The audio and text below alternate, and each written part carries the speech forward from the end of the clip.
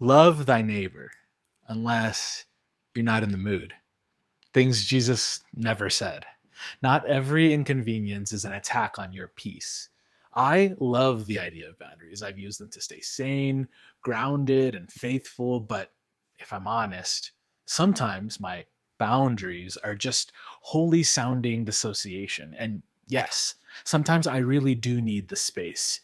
Yet lately, I've been wondering if I only show up when I want to, is it still love?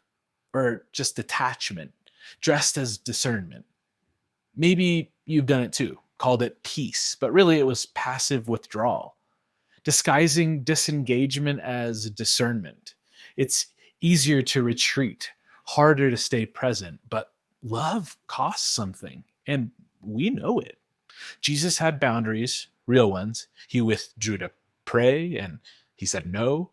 He rested, but his boundaries were never a wall against love.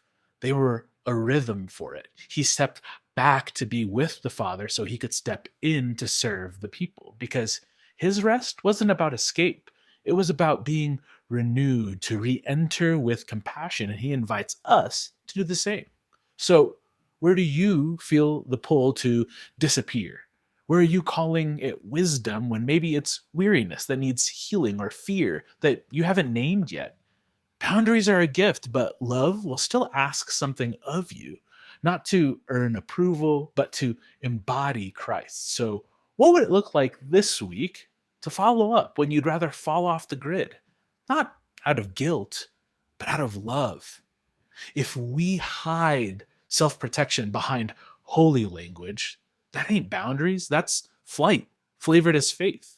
We're called to embody the kind of love that steps into when it's inconvenient, that kind that costs something, that kind that looks like Jesus, because presence is spiritual. And sometimes the most Christ like thing we can do is to love past the edge of our preferences while honoring our limits.